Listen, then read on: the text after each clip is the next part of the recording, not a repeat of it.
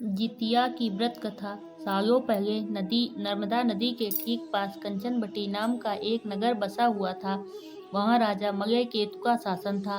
कंचनबटी नगर के पास में ही एक रेतीली बालूहटा नामक जगह थी, जिसके पास में एक बड़ा सा पेड़ था। उस पेड़ में एक चील रहती थी और नीचे एक गीदड़। दोनों में गहरी दोस्ती थी। एक दिन दोनों ने सोचा कि सारी महिलाएं जितिया व्रत करती हैं, तो क्यों ना हम भी कर लें। इसी सोच के साथ दोनों ने ठान ली कि अब वो भी इस व्रत को करेंगी। उन्होंने श्री जीव वाहन भगवान को मन ही मन नमस्कार करते हुए कहा, हम आपकी पूजा और व्रत पूरी विधि के साथ करेंगे। जैसे ही व्रत का दिन आया तो पास के ही एक धनवान व्यापारी की मौत हो गई। उसको अंतिम विदाई देने के लिए बालूहटा ही लाया गया, जहाँ गीदड़ और चील रहते थे। व्रत के दिन गीदड़ ने मरे हुए व्यक्ति को देखा तो उसे भूख लग गई।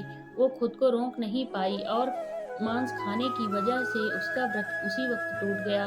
उस व्यापारी के शव को चील ने भी देखा था, लेकिन उसने व्रत के कारण उसे नहीं खाया।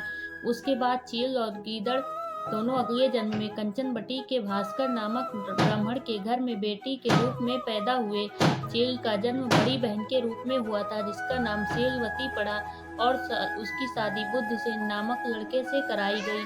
गीदड़ का जन्म उसकी छोटी बहन कपूरावती के रूप में हुआ। उस समय होने पर उसका विवाह कंचनवटी के राजा मलयकेतु से पिता ने करवाया।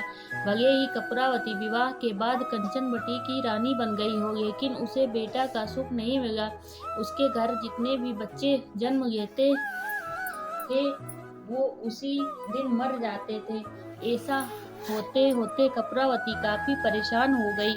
इधर उसकी बड़ी बहन शीलवती को 7 बेटे हुए। जब उसके सारे बेटे बड़े हो गए तो उन्होंने महल में कार्य करना शुरू कर दिया। अपनी दीदी के बेटों को धीरे धीरे कपूरावती रानी के मन में जलन भाव का पैदा होने लगा। उसने इस जलन की वजह से अपने पति को कहकर अपनी दीदी के सारे बेटों के सिर कटवाकर एक बर्तन में रख दिए। उन सब 7 बर्तनों को कपूरावती ने लाल रंग के कपड़े से ढक दिया और अपनी दीदी शीलवती के पास भिजवा दिया। भगवान जीवत वाहन भी ये सब देख रहे थे। उन्होंने रास्ते में ही 7 भाइयों के सिर को धड़ से जोड़ा और अमृत पिलाकर जिंदा कर दिया। फिर सभी भाई अपने घर चले गए और उन बर्तन में भगवान की कृपा से फल भर गए। उधर कपूरावती अपनी दीदी के घर से शोक समाचार मिलने के इंतजार में बैठी हुई थी। जब कोई संदेश नहीं आया तो वो खुद ही शीलवती के घर चली गई। वहां जैसे ही उसने अपनी दीदी के सारे बेटों को जिंदा देखा तो वो हैरान हो गई। कुछ देर बाद उसने दीदी शीलवती को अपनी हरकत के बारे में बताया। उन्होंने कहा कि किस तरह से उसने बर्तन में उसके बेटे के सिर काटकर डाल दिए थे और जोर जोर से रोने लगी। तभी शीलवती को अपने पिछले जन्म के बारे में याद आया तो वो अपनी छोटी बहन को उसी पेड़ के पास ले गई जहाँ वो दोनों पहले रहा करते थे। उसने कपूरावती को पिछले जन्म में रखे जितिया व्रत की पूरी कहानी सुनी। यह सब जानते ही कपूरावती ने उसी वक्त अपना दम तोड़ दिया। राजा को तुरंत शीलवती ने इस बात की जानकारी भिजवाई।